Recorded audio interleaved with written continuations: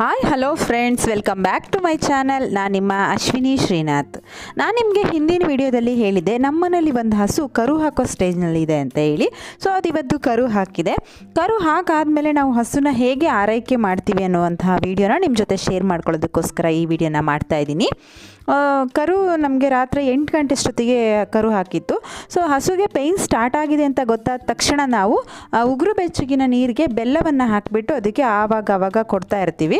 So ಕರು ಹಾಕಾದ್ಮೇಲೆ ಕೂಡ ನಾವು ಈ ಬೆಲ್ಲದ ನೀರನ್ನು ಕೊಡ್ತೀವಿ. ರಾತ್ರಿ 8 ಗಂಟೆಗೆ ಹಾಕಿದ್ರಿಂದ ನಾವು ಕಸ ಬೀಳೋ ತನಕ ವೆಯ್ಟ್ ಮಾಡಿ ಹಾಗೆ ಮಲ್ಕೊಂಡ್ವಿ. ಬೆಳಿಗ್ಗೆ ಎದ್ದುಬಿಟ್ಟು ಮತ್ತು ಕರುಗೆ ಮತ್ತು ಹಸುಗೆ ಸ್ನಾನವನ್ನು ಮಾಡಿಸಿದ್ವಿ. ಬಿಸಿ ನೀರಲ್ಲಿ ಸ್ನಾನ ಮಾಡಿಸ್ಬಿಟ್ಟು ಇವಾಗ ಬೆಳಿಗ್ಗೆ ಸ್ವಲ್ಪ ಚಳಿ ಇರುತ್ತೆ, ಇನ್ನೇನು ಚಳಿಗಾಲ ಸ್ಟಾರ್ಟ್ ಆಯ್ತಲ್ಲ, ಹಾಗಾಗಿ ಸ್ವಲ್ಪ ಮೈಯೆಲ್ಲ ಆರಲಿ ಅಂತ ಹೇಳಿಬಿಟ್ಟು ಅದನ್ನು ಹಾಗೆ ಬಿಸಿಲಿಗೆ ಬಿಟ್ಟಿದ್ವಿ. ಸ್ವಲ್ಪ ಸಮಯ ಆದರೂ ಮೈಯೆಲ್ಲ ಆರಿದ್ಮೇಲೆ ಒಳಗಡೆ ತೊಗೊಂಡೋಗಿ ಕೊಟ್ಟಿಗೆನಲ್ಲಿ ಕಟ್ ಹಾಕಿದ್ವಿ.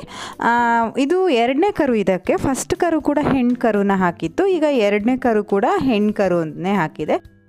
ಮತ್ತು ಕರು ಹಾಕಿರೋದ್ರಿಂದ ಹಸುಗೆ ನಂಜಾಗತ್ತೆ ಅಂತ ಹೇಳಿಬಿಟ್ಟು ನಾವು ನಂಜಿಗೆ ಇದಕ್ಕೆ ಔಷಧಿಯನ್ನು ಕೊಡ್ತೀವಿ, ಮನೆ ಮದ್ದನ್ನ. ಸೊ ಇದಕ್ಕೆ ಗಣಪೆಕಾಯಿ ಅಂತ ಹೇಳ್ತಾರೆ. ಫುಲ್ ರೌಂಡಕ್ಕೆ ಇರುತ್ತೆ ಇದು ಅರ್ಧದ್ದು. ಸೊ ಫುಲ್ ಎಲ್ಲಾದರೂ ಸಿಕ್ಕಿದ್ರೆ ನಾನು ನಿಮಗೆ ತೋರಿಸ್ತೀನಿ. ಇದು ನಮ್ಮ ಮನೇಲಿ ಖಾಲಿಯಾಗಿದೆ. ಆಮೇಲೆ 1 ಸ್ಪೂನ್ ಜೀರಿಗೆ, ಒಂದು 2 ಸ್ಪೂನು ಕಾಳು ಮೆಣಸಿನ ಪೌಡರು ಮತ್ತು ಬೆಲ್ಲ ತೊಗೊಂಡಿದ್ದೀವಿ.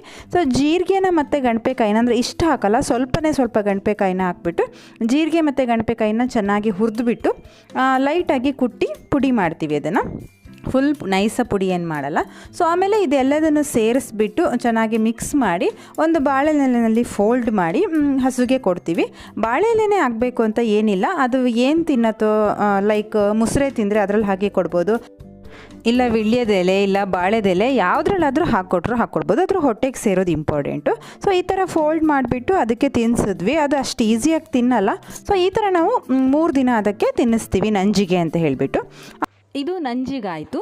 ಇನ್ನು ಅದು ಹಸು ಸ್ವಲ್ಪ ವೀಕ್ ಆಗಿರತ್ತಲ್ಲ, ಸೊ ಅದು ಸ್ವಲ್ಪ ಸ್ಟ್ರಾಂಗ್ ಆಗೋದಕ್ಕೆ ಪ್ಲಸ್ ಹಾಲು ಇನ್ನು ಇನ್ಕ್ರೀಸ್ ಆಗೋದಕ್ಕೆ ನಾವು 1 ಹೊಳಕೆ ಕಾಯಿನ ತುರಿದ್ಬಿಟ್ಟು ಅದಕ್ಕೆ 1 ಸ್ಪೂನ್ ಆಗೋಷ್ಟು ಜೀರಿಗೆನ ಹಾಕಿಬಿಟ್ಟು ಸ್ವಲ್ಪ ಬೆಲ್ಲನ ಹಾಕಿಬಿಟ್ಟು ರುಬ್ಬಿ ಅದನ್ನು ಚೆನ್ನಾಗಿ ಕುದಿಸಿ, ಅಂದರೆ 1 ಕುದಿಯನ್ನು ಕುದಿಸ್ಬಿಟ್ಟು ಅದು ತಿನ್ನೋವಂಥ ಗಂಜಿಗೆ ಹಾಕಿ ನಾವು ಅದಕ್ಕೆ ತಿನ್ನೋದಕ್ಕೆ ಕೊಡ್ತೀವಿ. ಇಲ್ಲಾಂತ ಹಾಗೆ ಕೊಟ್ಟರು ಅದು ತಿನ್ನತ್ತೆ. ಈ ಥರ ಮಾಡಿಕೊಡೋದ್ರಿಂದ ಹಸುಗೆ ಸ್ವಲ್ಪ ಶಕ್ತಿ ಬರುತ್ತೆ, ಪ್ಲಸ್ ಹಾಲು ಇನ್ಕ್ರೀಸ್ ಆಗುತ್ತೆ. ಇದನ್ನು ಎಷ್ಟು ದಿನ ಬೇಕಾದರೂ ಕೊಡ್ಬೋದು. ನಾವು ಕರು ಹಾಕಿದ ದಿನದಿಂದ 1 ವಾರ ಈ ಥರ ಅದಕ್ಕೆ ಮಾಡಿ ಕೊಡ್ತೀವಿ. ನೀವು ಎಷ್ಟು ದಿನ ಬೇಕಾದರೂ ಕೊಡ್ಬೋದು. ಆಮೇಲೆ ಕರು ಹಾಕಿದಾಗ ಫಸ್ಟ್ ಕೊಡತ್ತಲ್ಲ ಹಾಲು, ಅದನ್ನು ಗೀಬ್ ಹಾಲು ಅಂತ ಹೇಳ್ತೀವಿ ನಾವು. ಆ ಹಾಲನ್ನು ನಾವು ಅದರಲ್ಲಿ ಹೇಗೆ ಗಿಣ್ಣ ಮಾಡ್ತೀವಿ ಅಂತಂದರೆ, ಅಕ್ಕಿಯ ಗಂಜಿಯನ್ನು ತೊಗೊಳ್ತೀವಿ ನಾವು. ಸ್ವಲ್ಪ ನೀರಿಗೆ ಅಕ್ಕಿಯನ್ನು ಹಾಕ್ಬಿಟ್ಟು ಚೆನ್ನಾಗಿ ಕುದಿಸಿದ್ರೆ ಗಂಜಿ ಸಿಗುತ್ತೆ. ಕೆಲವರು ತಿಳಿ ಅಂತ ಹೇಳ್ತಾರೆ. ಈ ಗಂಜಿ ದಪ್ಪ ಇದ್ದಷ್ಟು ತುಂಬ ಚೆನ್ನಾಗಿ ಬರುತ್ತೆ. ಸೊ ಗಂಜಿ ಆದಮೇಲೆ ಅದನ್ನು ನೀಟಾಗಿ ಬಸ್ಕೊಂಡು ಅದನ್ನು ಒಂದು ಪಾತ್ರೆಗೆ ಹಾಕ್ಬಿಟ್ಟು ತಣ್ಣಗಾಗೋದಕ್ಕೆ ಬಿಡ್ತೀವಿ. ಫುಲ್ ತಣ್ಣಗಾಗಬೇಕು. ಬಿಸಿ ಇದ್ದರೆ ಹಾಲು ಫುಲ್ ಒಡೆದೋದಂಗೆ ಆಗುತ್ತೆ. ಸೊ ಫುಲ್ ತಣ್ಣಗಾಗಬೇಕು. ನಾವೀಗ ಒಂದು ಪಾತ್ರೆಗೆ ಹಾಕ್ಬಿಟ್ಟು ಅದನ್ನು ತಣ್ಣಗಾಗೋದಕ್ಕೆ ಬಿಡೋಣ. ಇದಕ್ಕೆ ಹಾಕೋದಕ್ಕೆ ನಾವು ಸ್ವಲ್ಪ ಜೀರಿಗೆನ ಮತ್ತು ಏಲಕ್ಕಿನ ಲೈಟಾಗಿ ಕುಟ್ಟಿದ್ದೀವಿ. ಅಂದರೆ ಫುಲ್ ನೈಸ್ ಆಗಬೇಕು ಅಂತೇನಿಲ್ಲ, ಲೈಟಾಗಿ ಕುಟ್ಟಿ ಇಟ್ಕೊಂಡಿದ್ದೀವಿ. ಈ ಗೀಬ್ ಹಾಲಿಗೆ ನಾವು ನಮಗೆ ಸಿಹಿ ಎಷ್ಟು ಬೇಕೋ ಅಷ್ಟಿಗೆ ಬೆಲ್ಲವನ್ನು ಸೇರಿಸ್ತಾ ಇದ್ದೀವಿ. ನೀವು ಸಿಹಿಗೆ ಸಕ್ಕರೆನಾದರೂ ಹಾಕ್ಕೋಬೋದು, ಬೇರೆ ಏನಾದರೂ ಹಾಕ್ಕೋಬೋದು. ಆದರೆ ಬೆಲ್ಲ ಹಾಕಿದ್ರೆ ತುಂಬ ಟೇಸ್ಟ್ ಇರುತ್ತೆ. ನಿಮಗೆ ಸ್ವೀಟ್ ಎಷ್ಟು ಬೇಕೋ ಅಷ್ಟು ನೋಡಿ ಬೆಲ್ಲ ಹಾಕಿಬಿಟ್ಟು ಚೆನ್ನಾಗಿ ಇಲ್ಲಿ ಮಿಕ್ಸ್ ಮಾಡಬೇಕು. ಫುಲ್ ಇಲ್ಲೇ ಕರಗಬೇಕು. ಸೊ ಗಂಜಿ ತಣ್ಣಗಾದ್ಮೇಲೆ ಈ ಮಿಕ್ಸ್ ಮಾಡಿರುವಂಥ ಹಾಲನ್ನು ಅದಕ್ಕೆ ಹಾಕಿ ಜೀರಿಗೆ ಏಲಕ್ಕಿ ಪುಡಿನೂ ಅದಕ್ಕೆ ಹಾಕಿಬಿಟ್ಟು ಚೆನ್ನಾಗಿ ಮಿಕ್ಸ್ ಮಾಡಬೇಕು. ಬೆಲ್ಲ ಫುಲ್ ಕರಗಿರಬೇಕು. ಎಲ್ಲ ಚೆನ್ನಾಗಿ ಹಾಲು ಮತ್ತು ಬೆಲ್ಲದ ನೀರು ಎಲ್ಲ ಮಿಕ್ಸ್ ಆಗಿರೋ ಥರ ಚೆನ್ನಾಗಿ ಮಿಕ್ಸ್ ಮಾಡಿ ಅದನ್ನು ಹಬೆನಲ್ಲಿ ಬೇಯಿಸಬೇಕು. ಸೊ ನಾವು ಸರ್ಗಲಲ್ಲಿ ಇಟ್ಟು 1/4 ಗಂಟೆ ಇದನ್ನು ಬೇಯಿಸಿದ್ವಿ. ಸೊ ಯಾಕೆ ಮಿಕ್ಸ್ ಮಾಡಬೇಕಪ್ಪ ಅಂತಂದರೆ ಇದು ಇಟ್ಟ ಮೇಲೆ ಅದು ಮಿಕ್ಸ್ ಆಗಲ್ಲ, ಅದಕ್ಕೋಸ್ಕರ ಚೆನ್ನಾಗಿ ಮಿಕ್ಸ್ ಮಾಡಿ ಇಡಬೇಕು. ಇದೀಗ ಬೆಂದಿದೆ. ಸೊ ಇದನ್ನು 1/4 ಗಂಟೆ ತಣ್ಣಗಾಗೋದಕ್ಕೆ ಬಿಡೋಣ. ತಣ್ಣಗಾದಮೇಲೆ ನಮಗೆ ಯಾವ ಶೇಪಲ್ಲಿ ಬೇಕೋ ಆ ಶೇಪಲ್ಲಿ ನಾವು ಚಾಕುನಲ್ಲಾಗಲಿ ಅಥವಾ ಸ್ಪೂನಲ್ಲಾಗಲಿ ಕಟ್ ಮಾಡ್ಕೋಬೇಕು. ತುಂಬ ಅಂದರೆ ತುಂಬ ಚೆನ್ನಾಗಿ ಬಂದಿದೆ, ತುಂಬ ಸ್ಮೂತಾಗಿ ಬಂದಿದೆ. ನಾವು ಅಕ್ಕಿಯ ಗಂಜಿಯನ್ನು ಹಾಕೋದ್ರಿಂದ ತುಂಬ ಸ್ಮೂತಾಗಿ ಬರುತ್ತೆ. ಸೊ ಇದು ಕರು ಹಾಕಿದಾಗ ಹಸು ಕೊಡುವಂಥ ಮೊದಲನೇ ಹಾಲಿಂದ ಮಾಡುವಂತಹ ಗಿಣ್ಣ. ಸೊ ಇದನ್ನು ನಾವು ನಾರ್ಮಲಿ ಮಾಡಿದ್ರೆ ನೀರಿನ ಮೇಲೆ ಇಟ್ಬಿಟ್ಟು ಇದಕ್ಕೆ ನಾವು ಒಂಥರ ಎಡೆ ಇಟ್ಟಿರೋ ಥರ ಕೈ ಮುಕ್ಕೊಳ್ತೀವಿ. ಸೊ ನೀರಂದರೆ ನೀರಿನ ಮೇಲೆ ಇಡಬೇಕು ಅಂತಿಲ್ಲ, ನೀರು ತುಂಬಿರೋ ಪಾತ್ರೆ ಮೇಲೆ ಇಟ್ಟು ಕೈ ಮುಕ್ಕೋಬೋದು. ಹಾಗಾಗಿ ನಾನು ನೀರಿನ ಡ್ರಮ್ಮಿನ ಮೇಲೆ ಇಟ್ಬಿಟ್ಟು ದೇವ್ರನ್ನ ನೆನೆಸ್ಕೊಂಡು ಕೈ ಮುಗಿದ್ಬಿಟ್ಟು ಆಮೇಲೆ ಮನೆಯವರೆಲ್ಲ ತಿಂದ್ವಿ. ಇನ್ನು 2ನೇ ದಿನ ಕೊಡುತ್ತಲ್ಲ ಆ ಹಾಲನ್ನು ಕೂಡ ನಾವು ಗಿಣ್ಣ ಮಾಡ್ತೀವಿ. ಸೊ ಇದು ಗಿಣ್ಣಿ ಈ ಥರ ಮಾಡಿದ್ವಲ್ಲ ಫಸ್ಟಿನ ಹಾಲು, ಇದು ಸೆಕೆಂಡ್ ಹಾಲು ಏನಪ್ಪ ಅಂತಂದರೆ ಹಾಲನ್ನು ಸೋಸ್ಕೊಂಡು ಅದನ್ನು ಕಾಯೋದಕ್ಕೆ ಇಡ್ತೀವಿ.